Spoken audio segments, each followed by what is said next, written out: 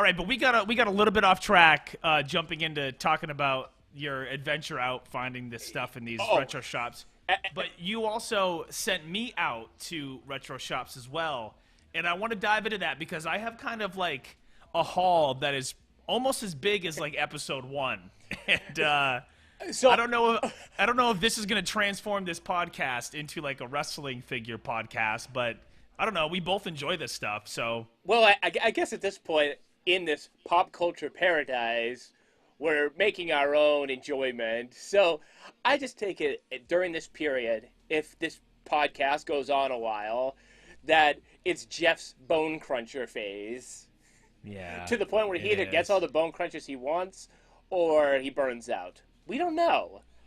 Yeah. But and me and you have actually been talking. Maybe I sell you all my loose Bone Crunchers so I can then try to refine them in the package. And here's the thing. I totally need to. I just want to show the audience the example of what I noticed from my Bone Crunchers. They have all... Well, so back in the day, when these things chipped paint, a lot of it was black. So we're just thinking, all right, well, I guess you could always get a Sharpie. Well, yeah, the most logical choice, right? I mean, a Sharpie's black, and what is it really made out of? There's more blue ink. Then you put it away, and it scuffs, and it runs, and then you get it. So you get. Oh, let me show it to the camera here. Look at this. You see, the problem is, all right. The Bone Crunchers are like 90% rubber, so the marker just spreads off onto one figure in your box or your bin, and then it goes to the next one, and then the next one, and then the next one, and they're all ruined. Yeah. So basically, anything I've kept since childhood that is a wrestling figure, it is looking rough. The Titantrons and the real scans, those are all right. Yeah. The LJNs have never looked all right. Can I show you this LJN? Dude, the LJNs pretty much came out of the box screwed up. Look at this Macho Man.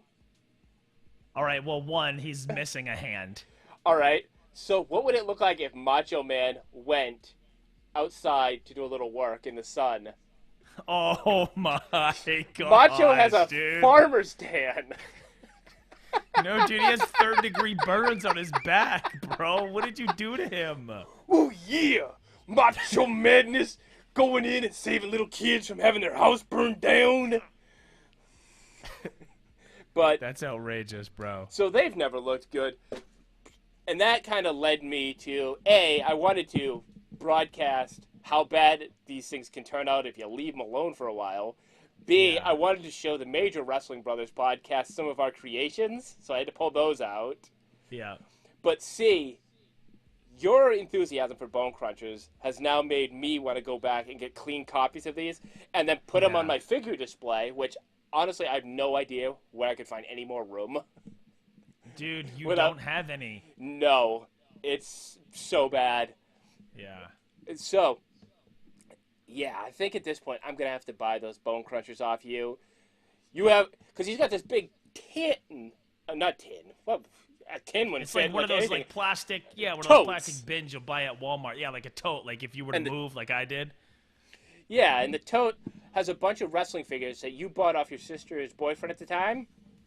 Yeah. And all these guys are super clean, like nobody ever played with them. So already the concept is way foreign to myself and to you. Yeah.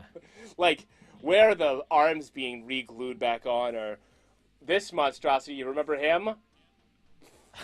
I don't understand what he was supposed to be. Flash? He has white hands. He's a businessman. Yeah, he's something. And then we have this guy, if you want to remember him, and also I'm pretty sure you tried to forget him.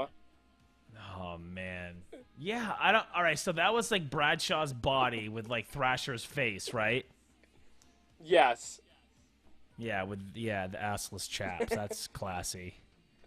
And then you mentioned about our customs, and you're showing some of them right now. I can't believe you have these still. But I think my favorite custom we ever did was our Jeff Hardy. Oh, and you know what? one day I took all these broken figures and costumes and things that were just falling apart, and I was filming for my animation special that I used to do called Joe's Dumb Show. If you can look, I think I pull them offline or online because they're not well animated, but the concept is there. It was like if I had a talk show with celebrities, and one of the ones was called Jerry Seinfeld's 4th of July, where him and I have a conversation about what we did for 4th of July, and I reveal that I trapped a bunch of people and murdered them.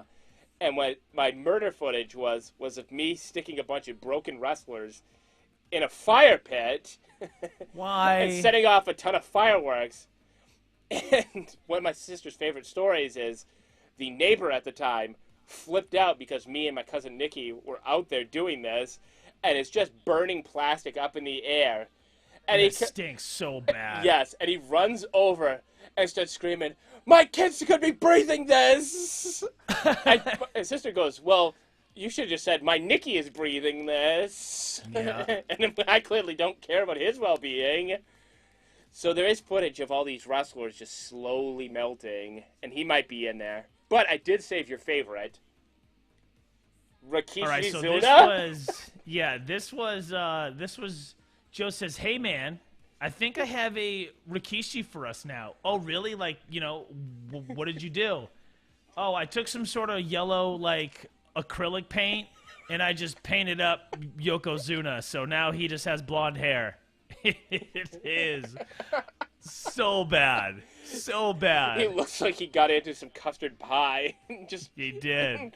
He's like, "I don't care as long as I can eat it." I know, and it doesn't even, like, it didn't even fully yellow. You still see black streaks.